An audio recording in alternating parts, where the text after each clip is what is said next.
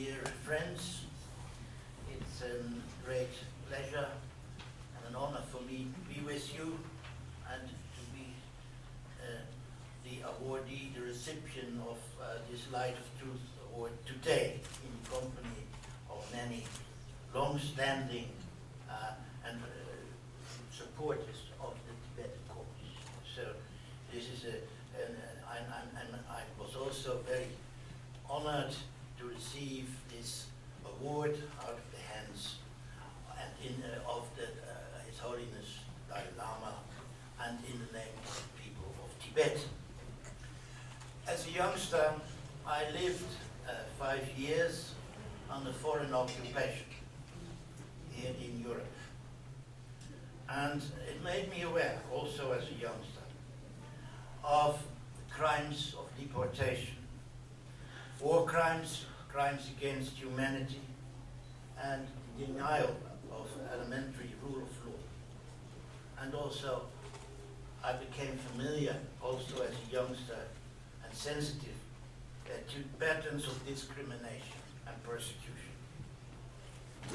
It was thanks to the vision of some leaders here in Europe and elsewhere, and also in the United States, that a new organization was established, the United Nations, as a reaction to the cruelties of the Second World War. And it was proclaimed in the preamble of the United Nations that such cruelties and such events, which twice in the lifetime had struck the peoples of the world, that should not repeat itself.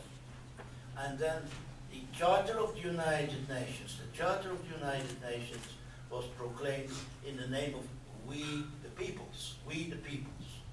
And it is always in the United Nations this tension between the interest of governments and the rights of peoples. That tension played constantly a role. It fulfilled my ideals also, to be associated with such an organization that was created for that purpose, for peace, security, development, and human rights. I carried out my aspirations in my function as a governmental delegate, and then it was reminded and that was perhaps the most challenging experience I had in my professional life. I was director of the Human Rights Department, the Human Rights Division at that time. In fact, I was forced to leave that position because the Secretary General, in his wisdom, decided that my contract should not be renewed. Apparently, I was in this field of tension between the governmental interests and those, the rights of peoples and of persons. I took a position, in fact, in favor. I could not be neutral. When you deal with, you have to be objective but not neutral when you defend the cause of human rights.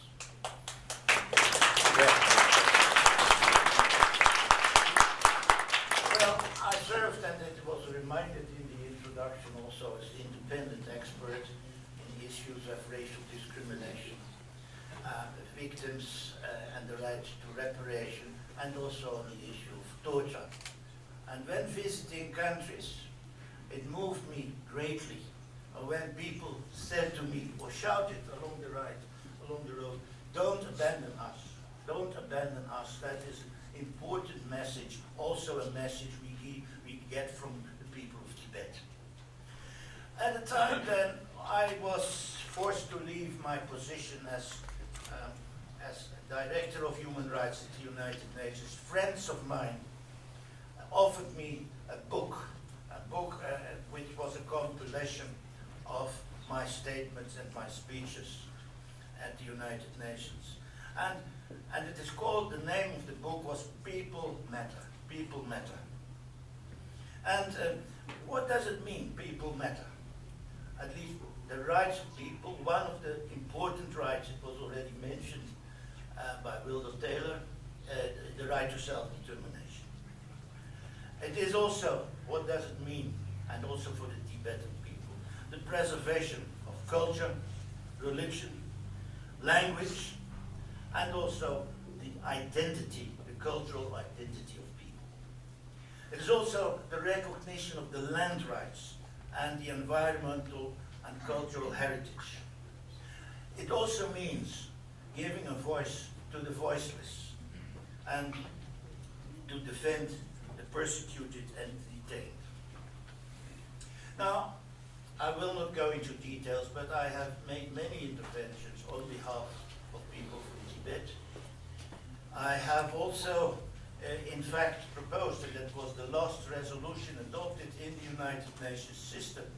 I proposed a resolution in the United Nations Subcommission on Human Rights, which was passed by a narrow vote, but was seen as an important support and victory for the Tibetan cause. And it gives me a great deal of satisfaction that I could be instrumental in this. So there is, and there should be, and there must be, a continuous plight, solidarity, compassion, and also hope for the people of Tibet. And today, after listening to the Dalai Lama, His Holiness, also he confirmed this hope. Perhaps not from today to tomorrow, but on the long term, the cause of the Tibetan people will gain.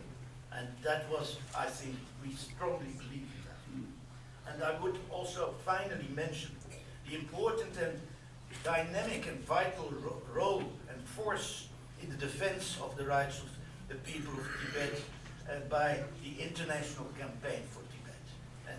And we cannot, and we must, in fact, give this international campaign for Tibet our full and warm support. So thank you very much. I would like to congratulate first the International Campaign for Tibet for its 25th year of great service to the Tibetan people, the Tibetan cause, and the dedicated staff members and the board of directors have worked very hard to put the Tibet issue front and center in the international community, and their achievements are well known. And part of their work, which is very impressive, is the Light of Truth Award, given annually often, but this is again a gathering of eminent, honorable people who have made great contribution to the Tibetan cause, and I had the great privilege of meeting all of them this morning, especially shaking hands with Robert Ford was, in many sense, sent a bit of a chill through my spine, in the sense I've read about him in so many books, especially his telegraph from Chamdo Lhasa is memorable for many, many Tibetans, and the imprisonment that he had endured while in Tibet. And then I just read that when he came to India in 1992, he was touring, giving lectures, and he also was under house arrest in Dharamsala because it coincided with the visit of Chinese Premier Li Peng at that time. So even after retirement, when he was in his 20s, he contributed a great deal and was put behind bars for some years.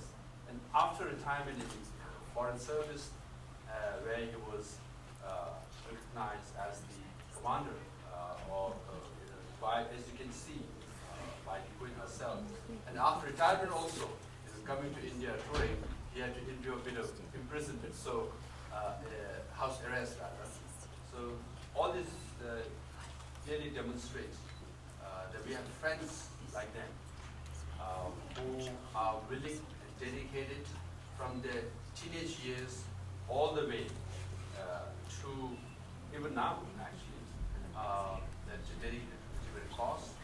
And there is one joke I think His Holiness also reminded me this morning, that whenever Robert Ford meets His Holiness, he reminds His Holiness that his pay is due because the last payment of the service to the Tibetan government was not paid. So on his 90th birthday, recently, the Office of Tibet in London held his birthday, and then I had the honor of sending him a letter. Along with it, 100 sang means note of 100 Tibetan coin actually. So you're actually trying to add up the value of this 100 sang. It will amount to quite a bit. I think enough to compensate for your service. So your due is paid by the Tibetan administration, even though in Dharamsala, but nonetheless it's paid. So we are very grateful. So we don't owe much to the service. And then we have experts in human rights who have worked in the United Nations and who was instrumental in writing a report about Tibet in early 90s. And International Commission of Jurists wrote really heartbreaking and at that time substantive reports on Tibet in early 60s, where International Commission of Jurists came up with a report saying Tibet was a de facto independent country and also was an element of genocide taking place in Tibet. So those reports were instrumental in influencing many governments, especially United Nations at that time. And so I also was part of the third report in 1997, 98. So I was a researcher. So third report has come, and maybe fourth report is still soon actually. Now it's been almost 15 years since the third report came out on the issue of Tibet. And short selling, I've had the privilege of meeting him several times. Expert on China, and also a former minister in Germany, and also dedicated, his cause in promoting dialogue between Chinese and Tibetan people. And I will have the privilege of visiting his hometown as well as center. In fact, in a few weeks' time. So looking forward to it. And then obviously we have a long-term friend from Switzerland who in many sense reflects the dedication of people of Switzerland who worked in the Red Cross and who helped establish or settle first 1,000 Tibetans in Switzerland, and who spent a lot of time in Nepal and India. So we are, on behalf of the Tibetan administration, I really want to congratulate International Campaign for Tibet for hosting this event, and also heartfelt, as we say in India, heartfelt appreciation to all the great service and the support you have rendered. And also, personally, it's a great honor and privilege to me personally. As Jan Anderson just shared, on August 8th of 2011, I took over the political and administrative responsibilities from His Holiness Dalai Lama. August 8th also happened to be the inauguration day of my position. So on that day, His Holiness came and said, when he was young, Sikyong Tara Rinpoche bestowed political authority to him, and today he's handing over the political authority to Sikyong Lobsang Sengye. And this, he said, has been his long cherished goal. Meaning, for more than 50 years, His Holiness, in exile, was trying to introduce democracy. And he was always ahead of time. In 1959-60, when he asked Tibetans to elect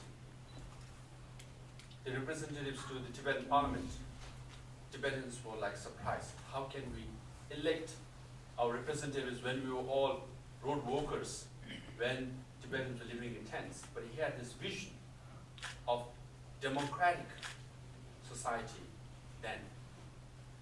And in 1963, when the final draft of the Tibetan constitution came about, there was a lot of controversy because His Holiness wanted a provision in which His Holiness the Dalai Lama could be impeached by the parliament.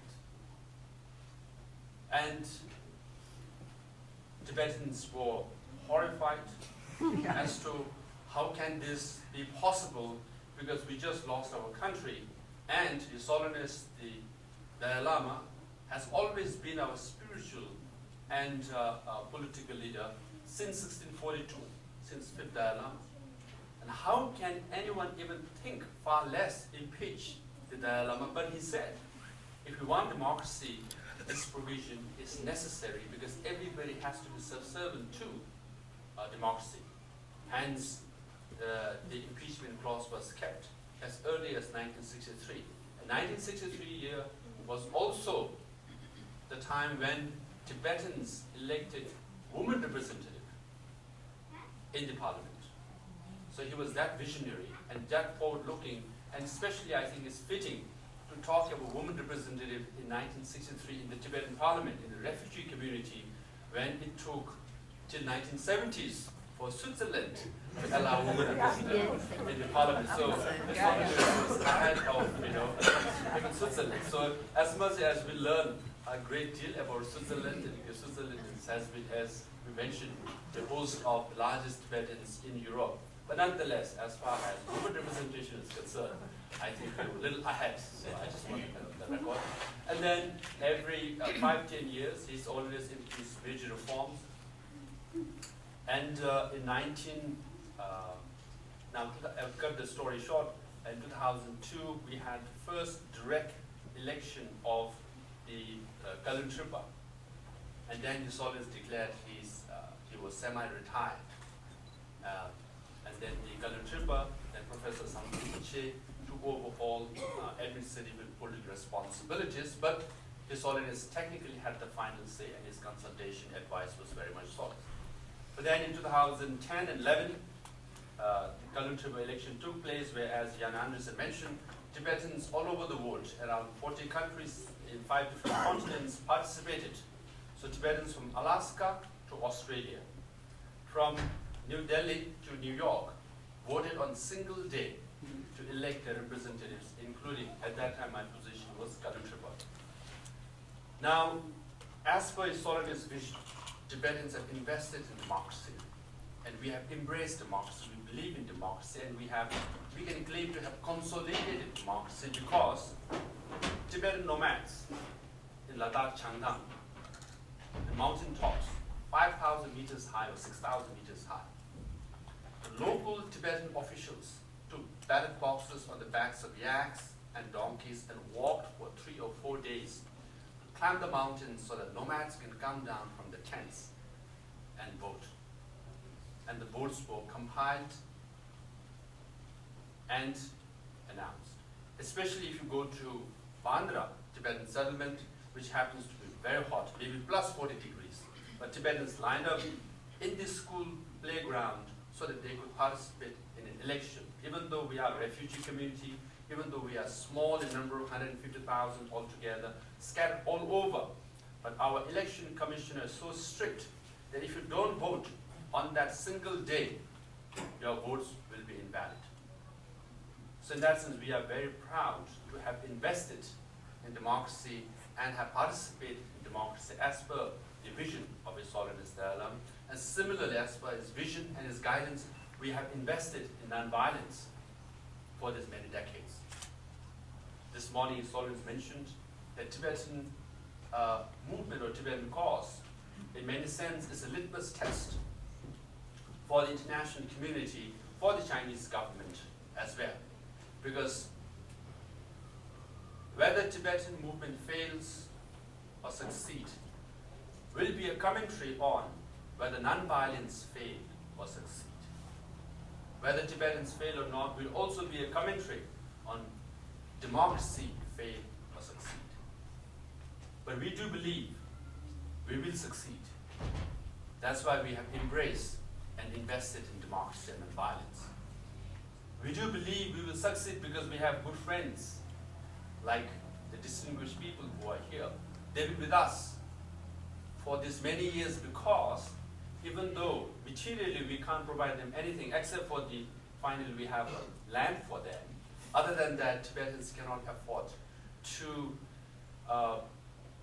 acknowledge, recognize for all the dedication and support that they have rendered. But friends like them, friends like you, make Tibetan movement a successful movement till now. It will sustain, it will grow stronger, and our day will come. Often I'm asked this question, how can you take this political responsibilities when you have formidable China and rising China getting more powerful every day?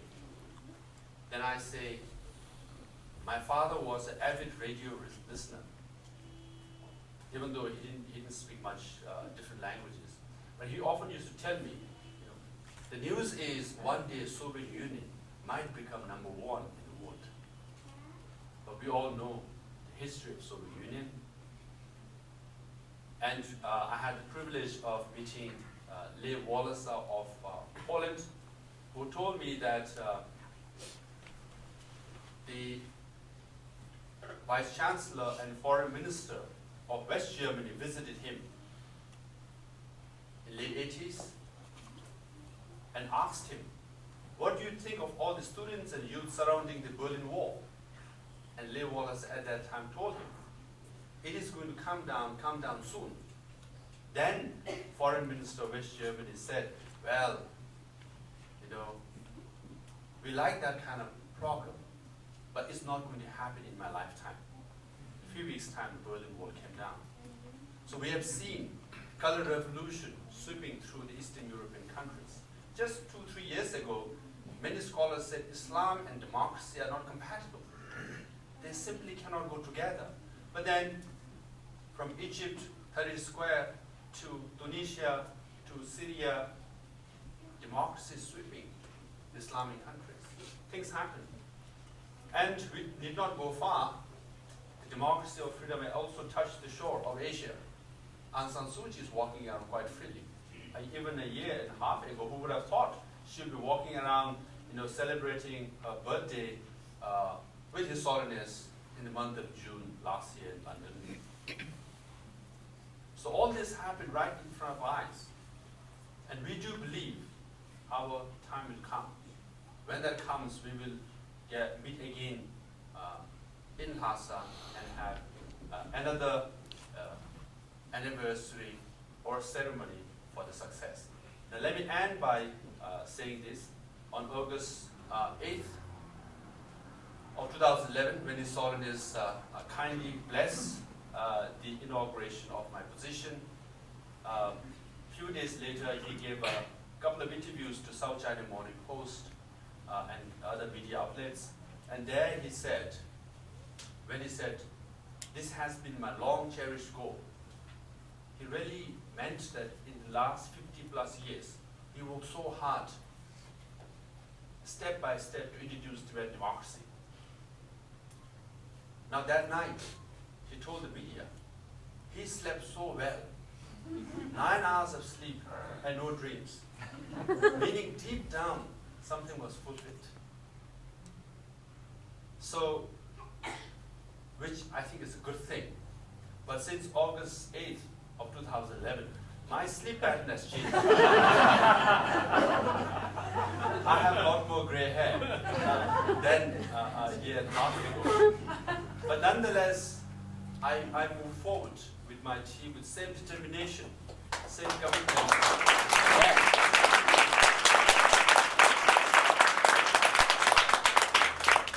Same determination, same commitment to the Tibetan cause, because I know Tibet, inside Tibet and outside, are as united, and our solidarity is as strong as ever can be. And we have friends like you, and many friends in the room and around the world.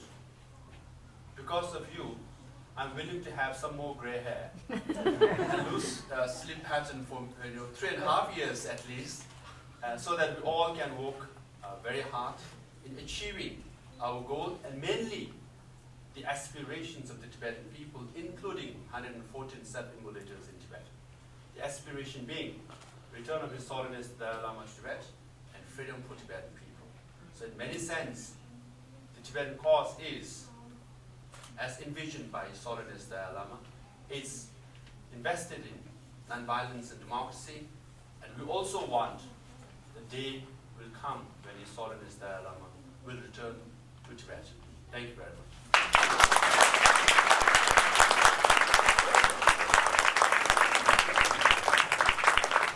Good afternoon, dear Tibetan friends, colleagues from Solidarity Organization, fellow awardees. It's an enormous honor to be here and to accept this life award on behalf of the ICJ. We are extremely proud for that. I can't imagine how many emails I received in the previous days from all ICJ members, jurists, judges, lawyers, congratulating me, the organization, and themselves for what we consider an enormous achievement. We take this as a recognition of the work of our staff, of our national sections, affiliates, our commissioners, and honoraries. Now, the ICJ has been concerned with human rights and rule of law in Tibet since the founding of the organization 60 years ago. I'm not going to bore you with technical details about those reports. They are dense reports. They are controversial, some of them, but extremely dense as well. I just want to say, to review very briefly some of the implications of those reports. That the 1959 report was issued recently, the questioning of Tibet and the rule of law, came to be out of the horror that shook the conscience of the jurists and rule of law partisans at the time, when the testimonies of what's happening in Tibet at the time started to emerge. It was then that the Secretariat of the ICJ started the first analysis of the situation, which concluded, it talked there about the ruthless suppression of man's essential dignity that had been more systematically and efficiently carried out.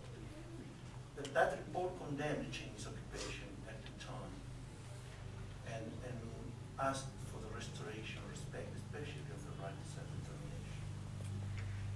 But then it also decided, the Secretariat and the Commission then, to carry out an in-depth analysis by an independent legal inquiry set up by the ICJ as a regular technique that we use.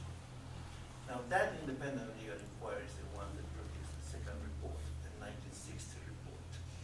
And it did found numerous violations of Tibetan people's fundamental human rights and basically led to a very detailed condemnation of Chinese rule in Tibet. It concluded there was sufficient evidence to accuse China of an attempt to destroy Tibetans as a religious group, an action falling within the definition of genocide prohibited by the Genocide Convention and international law at the time and today. Genocide is a term that is false. It creates enormous deal of controversy in the legal community and in the political community. And we have stood proud for those 60 years by that definition. The work, that work led directly to appeals to the UN General Assembly, and their resolutions were issued in 59, 61, and 65, calling on China to cease practices which deprive Tibetan people from their fundamental human rights and freedoms, including their right to self-determination. We all know that many or most of those resolutions were ineffective, though. But the ICJ had continued to advocate for the rights of the Tibetan people, especially as Tibet's cultural and religious heritage was attacked through the 70s and 60s. It was later then in the 90s where the third report was published the so-called report, Tibet, Human Rights and the Rule of Law. It did document extensive denial of the rights of the Tibetan people again. Some of the details have been however, this is the technical, the legal work we have done. I just would like to refer to maybe a not so less known human dimension of the work of the RCJ. And it relates to my predecessor as Secretary General, my very dear friend, Nick Hall, who sadly passed away in 2010. Nick was a passionate, very passionate supporter of the Tibetan cause. He helped found the Tibet Information Network in London in '87 and served as the first chair of the board.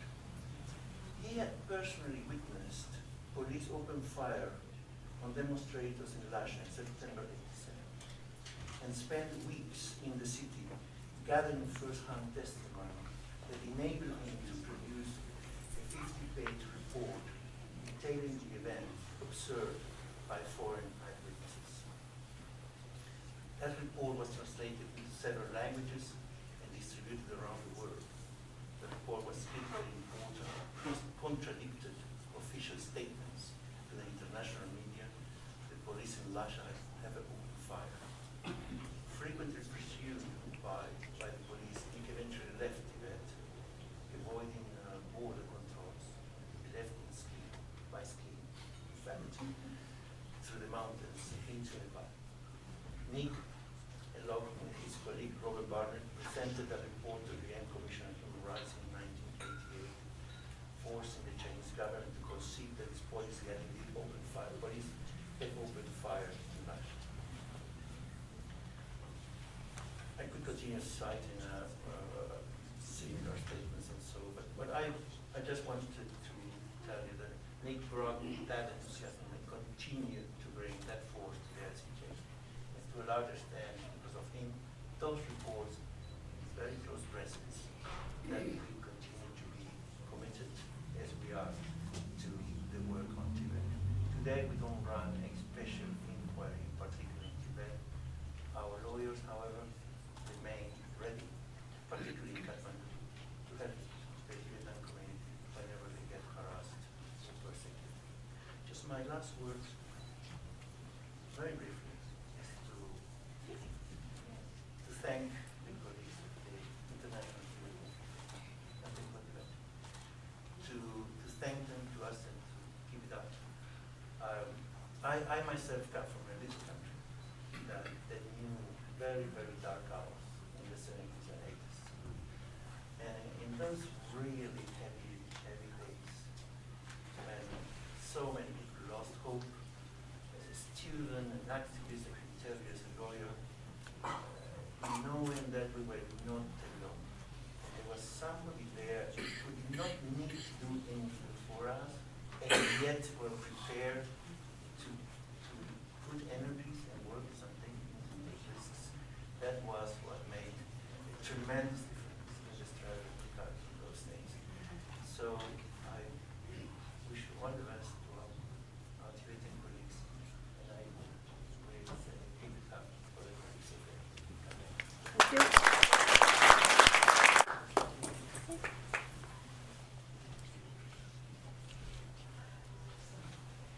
Thank you very much. I would like to thank the International Campaign for Tibet very, very much to give me the award, which I don't think is really meant for me only. It is certainly also meant for the people who, while I was working at Red Cross on behalf also of the Association for Tibetan Homesteads, it's a reward also goes to my colleagues in the field who looked after the Tibetan refugees in these parts of Switzerland where most of our groups were settled. In the mountains, in the near St. Moritz and in Canton of Aargau, of Appenzell and St. Gallen and Zurich and wherever. They did really the practical work and knew much better than I did what the Tibetans, having come really in a way right from the Middle Ages to a 20th century country in the center of Europe. What difference. There are many other words which I should be able to use, but I'm not quite well enough. So the award certainly goes to my colleagues also, and to the Association for Tibetan Offsets, who originally had the idea of settling Tibetan refugees. Thank you very much, and we will continue whatever we can to do for the Tibetans.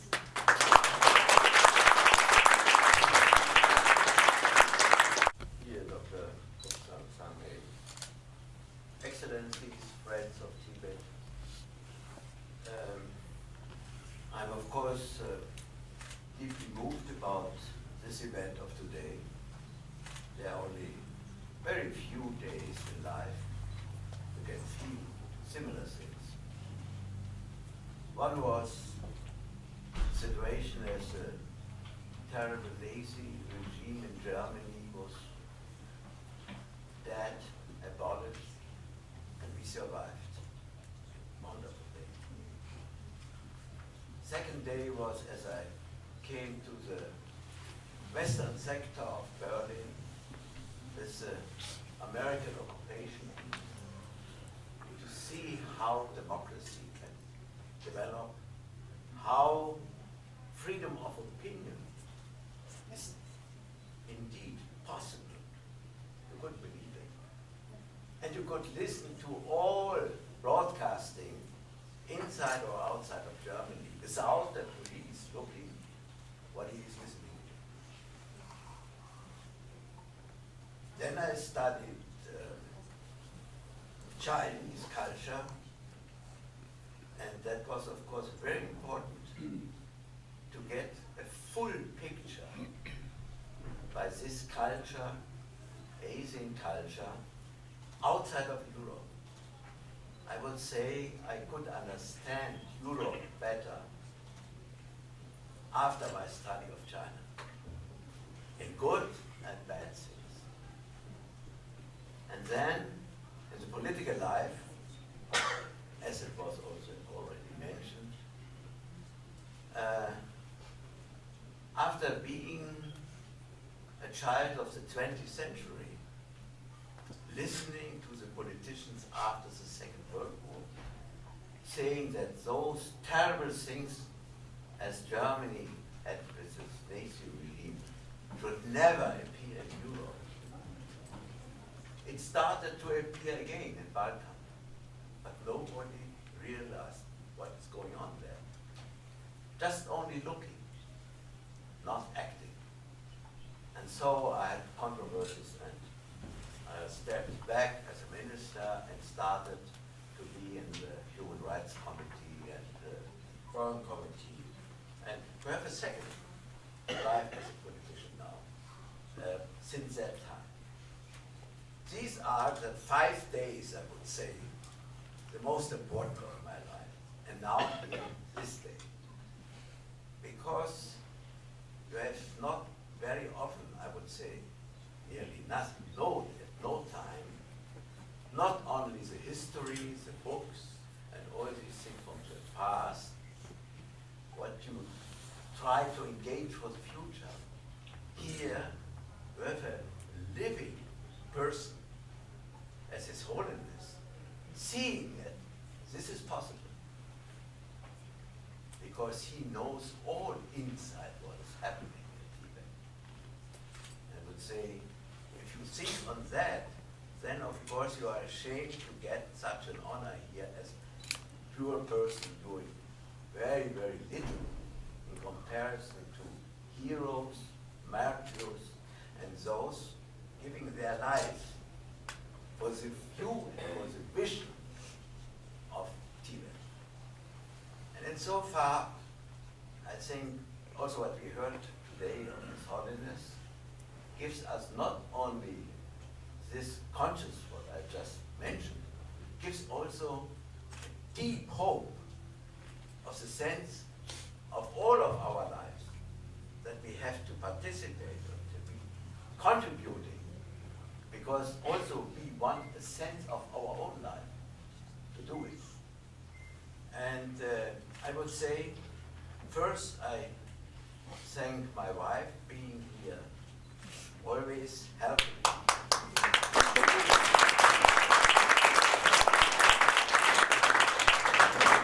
Second, by both of my daughters are here with their husbands. So that's also, without those families, you cannot really act. So thank you.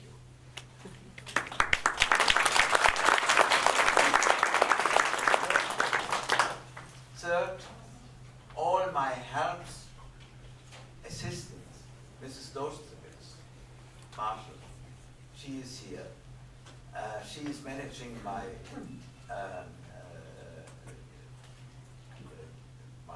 organization for Tibet dialogue, and she's doing it since the 90s each year. And without her, I don't think that we would have this organization, Klaus Schilling Foundation, as we have. And I only hope that this foundation will continue till these visions are reached, coming, even if I'm not anymore there. I hope.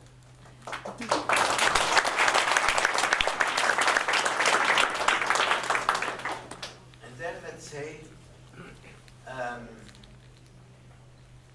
the vision of His Holiness and being inspiring so many people you can see here, and having the power, the spiritual power and the physical power to do that in that way is giving all of us hope, what we are doing. And so we are all a big family here, great family.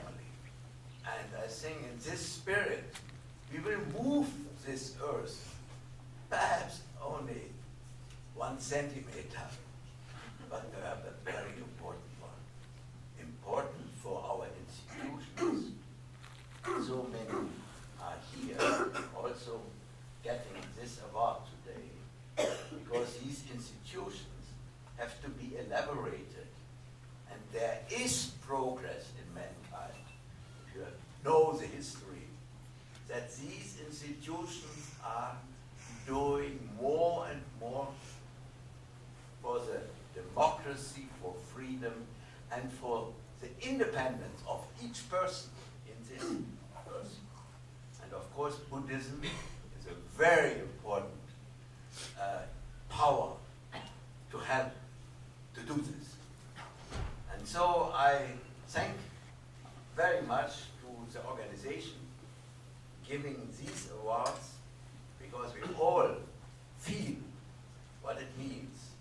And so the Tibetan people is one of the biggest supporters of progress in the whole world. And in this capacity, I think we have to thank the Tibetan people and all the people being here now to support this people suffering in the moment, but suffering also for us. Thank you very much.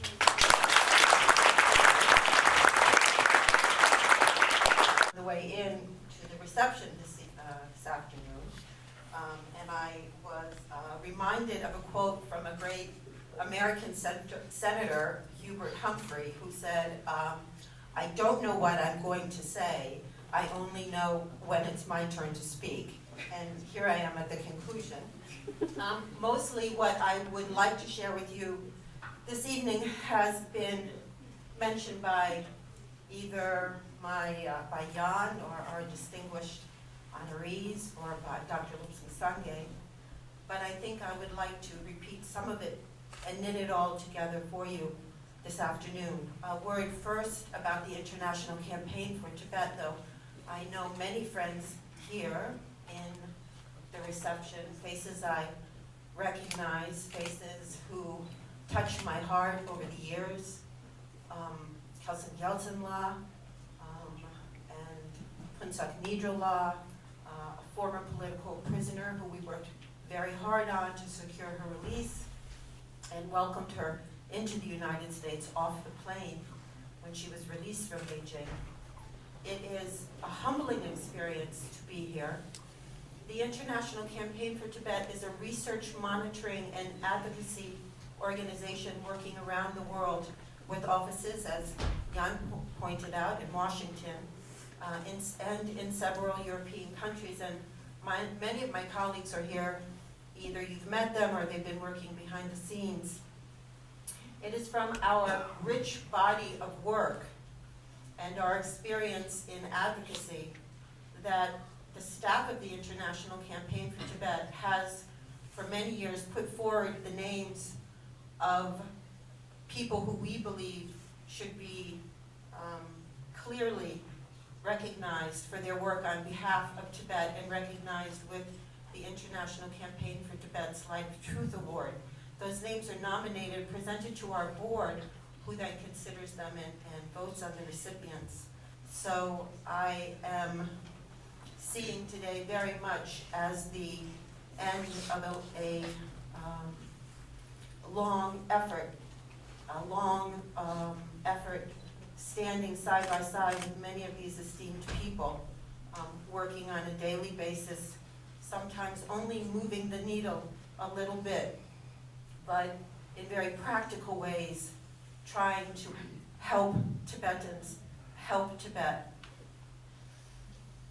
Before I begin my official thank yous, which is my responsibility this evening, I, as an advocate, must speak briefly on the situation inside Tibet. The men and women who have been honored today with the light of truth have played a role in shaping the history of Tibet. So the struggle as it continues is certainly of keen interest to them, I know. Tragically, the Tibetan struggle is significantly defined today by the more than 100 incidents, 114 in fact, of Tibetans setting themselves on fire in protest against the circumstances of Chinese rule in their homeland. While we pray every day for the self-immolations to stop, they compel us to consider what we may not understand about the Tibetan experience of daily life in Tibet, and to respond with urgency to their grievances. Earlier this week, I had the privilege of meeting with Mr. Kaler of the ICJ, one of our honorees who spoke moments ago. And he referred to the extensive and influential reporting on Tibet done by the ICJ. So I was eager to discuss with him a recent ICT report, which finds that Chinese policies and practices of cultural repression and destruction are so systematic and persistent in Tibet, and their effects are so serious that they contain elements of cultural genocide. In releasing this report, ICT hopes to provoke an international discussion that in turn provokes a qualitatively different response to the situation in Tibet. We are seeking to move that discussion beyond a review of episodic human rights abuses to one that recognizes China's efforts to assert control over Tibetan culture as part of a wholly transformative goal to assimilate Tibetans and absorb Tibet forever. My friends, the Tibetan Buddhist culture is disappearing in Tibet, not through neglect or modernization, but by fiat of the Chinese party state. His Holiness the Dalai Lama manifests the Tibetan Buddhist culture, and he has brought this great wisdom culture out of Tibet as a gift to the rest of the world. His teachings on universal responsibility and tolerance underscore how humankind is knit together of the same cloth. The international footprint of the Light of Truth Award, referred to by Jan earlier, that includes today's Swiss, Dutch, German, British, and Uruguayan honorees, is testimony to the reality that we face truth and justice with the same human instincts. Therefore, China's intention to thwart the Dalai Lama's influence in Tibet or Switzerland or elsewhere will not succeed as it seeks to impose a counter-view to basic human values. Nonetheless, China vilifies the person of the Dalai Lama, and we anticipate that this campaign will continue. China sees and feels the Dalai Lama's authority among Tibetans and has taken measures to usurp that power. The Communist Party, by order of the Chinese state, has assumed control over the process of recognition of reincarnate lamas. In his wisdom, His Holiness has removed himself from such machinations, announcing that the role of the Dalai Lama as head of the government is anachronistic. He has led the Tibetan people to the right side of history, that is, the recognition that legitimacy, stability, and power reside with the people, not with the self-appointed or anointed leaders. In exile, His Holiness has presided over a transition to democratic governance, as Dr. Sangye explained to us. Its most recent expression was the election of a parliament and head of government in exile that operates totally independently from his authority. I am pleased to thank the democratically elected head of the Central Tibetan Administration, Dr. Lobsang Sangye, for joining us this evening. Thank you so very much.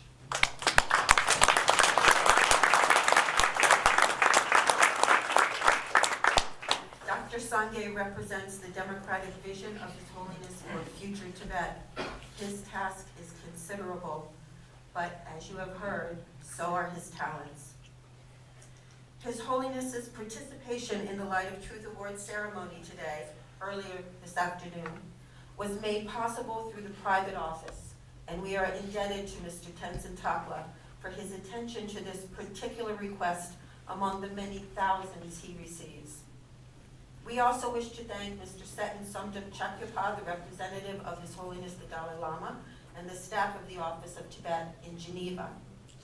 Here in Fribourg, His Excellency Namkha Rinpoche and Mr. Patrick Stillhart have been so gracious, and we thank them for their unwavering support, kindness, and enthusiasm for this event. Of course, we thank the honorees, Mr. Robert Ford, Professor Theo von Boven, Dr. Schwartz-Schilling, Mr. Taylor on behalf of the International Commission of Jurists, and Ms. Sigrid Jos Arndt for their participation in the Tibetan people's struggle for peace and justice. Thank you, too, for giving our Communications Director, Kate Saunders, additional time to record some of your personal reflections on the significance of today's events. As ICT President, I must certainly recognize and thank Mr. Jan Anderson, our ICT Board Executive Chairman in Germany, Ms. Sering Jampa, our Executive Director in Europe, and Ms. Leslie Rich, our Director of Special Programs in ICT's Washington office. Their skills and determination made today altogether possible. And of course, many thanks go to our volunteers and behind-the-scene workers. Let me conclude by thanking His Holiness the Dalai Lama for the prestige he has lent to the Light of Truth proceedings since the first award ceremony in 1995. We are deeply, deeply appreciative. Including today's esteemed honorees, 32 individuals and organizations have received the Light of Truth Award, not including the 1 billion people of India, who were our 2001 awardees. Thank you all for participating in this exception, and I ask you, please remain vigilant for Tibet. Before I leave, I would like to invite Sigrid back up to the stage. She has some thoughts and a blessing to share with you.